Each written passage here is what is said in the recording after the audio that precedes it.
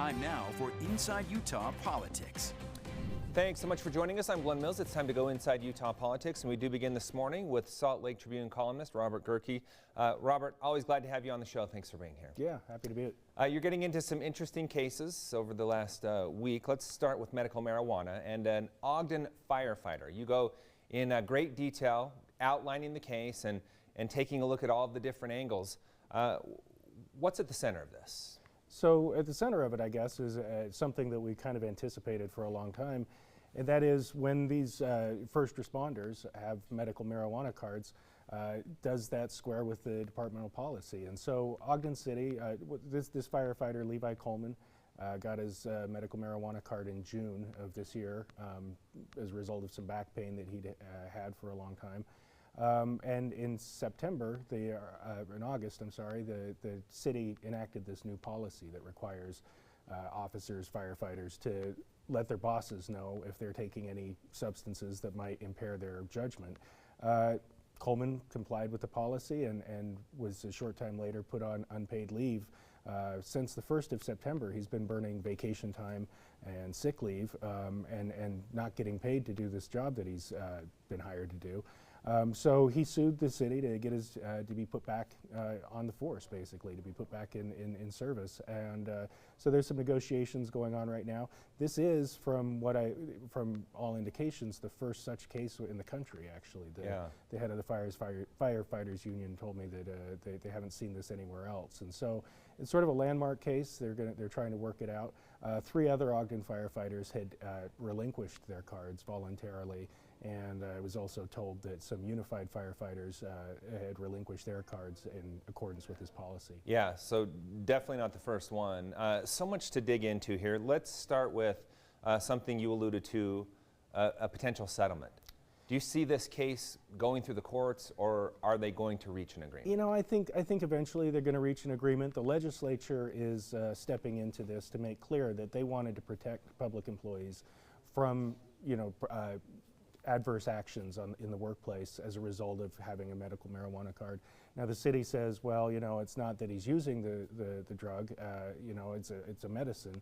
Under state law, it's treated the same as any other medicine you take, but they're doing it because he actually has this card. And so, I think eventually they're going to have to come up with a policy. I think it'll probably entail something about, you can't use it 24 hours before you're on duty or something of the sort. Now, if he had shown up to work impaired, obviously under state law, that you wouldn't want that, and Sure. the employer can go ahead and take action. But there's no indication, and nobody alleges that he ever showed up impaired. Right. One thing from the city's point of view, though, was being called in on an off-duty. So how do you balance that 24-hour period with the possibility of being called into work? Yeah, I mean, that's something they're going to have to navigate. From what I was told, it doesn't actually work that way. There's sort of rotation to it and so forth. You're not, at the spur of a moment going to be called up and unable to perform. The other thing that I think is kind of telling about this is that you have these paramedics and firefighters who are trained to recognize when people are impaired. And so it's not like he's going to show up at work and nobody's going to notice if he's perhaps impaired. And again, it never has happened that that's the case. The other thing I think that is kind of problematic with this is that these public employees have a protection that no other Utahn really enjoys, right? If you work for a state or local government, you're covered by this state law. If you're just a resident who uses medical marijuana as medicine, you have no workplace protections. And I think that's something the legislature really needs to take a careful look at. Yeah, and there are plans in the works for this legislative session. What can we expect to see come of that? Yeah, well, I think the bill that would clarify that you can't be, fired or have adverse action taken because you have a medical marijuana card is going to sail through. Clearly, that's not what they intended. But there's a number of other medical marijuana bills. It's sort of an ongoing refining process that we're going through to try to get this right, and so we'll watch that closely in January. And at the crux of this story, we have state law versus what the city feels like it can move forward with, and you draw the conclusion of what? That the city is violating state law? I mean, it's pretty clear that the city is at least violating the intent of the state law, and that's why I kind of think at the end of the day that Levi Coleman's going to end up back on the job. You know, but again, the city says they're trying to balance the safety of citizens, the safety of firefighters, with the individual firefighters' right to use the medication. And so they're going to have to strike that balance. And I think ultimately, at the end of the day, we'll come up with something that is permissive to let these firefighters use this medicine as if it were any other medicine. You don't want to, certainly don't want to push them more towards, say, opioids. I mean, that doesn't solve the problem at all, and so it shouldn't be treated any differently than that sort of medicine. All right, let's move on to another big topic you've written about lately. That's affordable housing.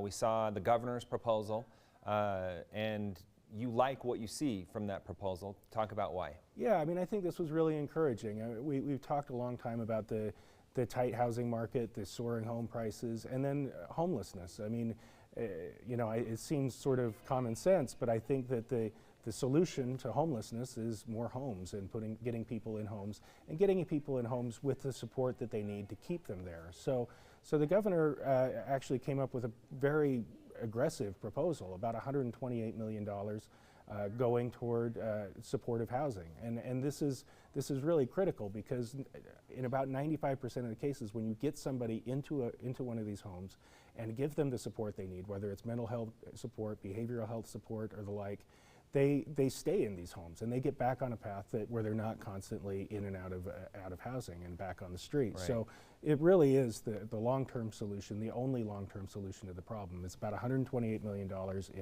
in federal COVID money that they want to apply there. They want to put another $50 million into developing affordable housing units, things like the tiny home project that I know you've talked to Mayor Mendenhall about, projects like that requiring maybe hotels and converting them into affordable housing units. And then they want to put $50 million into rehabbing rural Utah homes. And we think of this as sort of an urban problem, a Salt Lake City or Wasatch Front problem, but outside of the Wasatch Front, a lot of these homes have fallen into disrepair. And so if you can put some money into getting those renovated, getting people in them and making them affordable, you really go a long ways to addressing the problems in, say, tourist communities like you know, Moab or the like.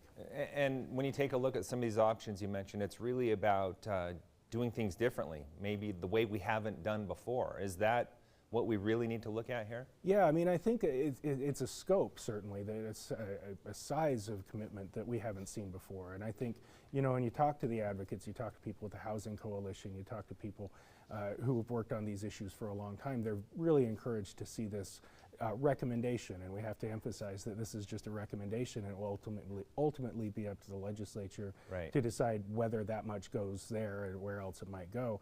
But you know, you see sort of a coalescing, and I think former Senate President Wayne Niederhauser, you know, was very supportive of this. They've been asking for a big commitment. There are some people were saying, well, couldn't they have done more? And perhaps they could, but there's also a problem of being able to spend that much money. You know, you get a backlog when you try to force that much money through the system. So they're very encouraged and think this will be a good start. Right, and as you point out in your article and just now, it is up to the legislature. Yeah. Do you get a sense that they're going to sign off on most of this, though? You know, I think you see an eagerness, a willingness on behalf of the legislature to really take this issue on in a way we haven't seen before. There was some money that was put into affordable housing before COVID, money that got pulled back later on. You have, you know, senators like Jake Andrick who are really leading out on this issue and have been for a number of years. I think it's important and can really stabilize our housing market and get these people into a long-term viable option. Yeah, hard to move forward if you don't have a place to call home, no doubt about that. Robert, let our viewers know where they can follow your work. Yeah, you can check it out at sltrib.com, or you can follow me on Twitter at Robert Gerke. All right, thanks so much for your time. As always, appreciate it. Yeah, thanks, Glenn.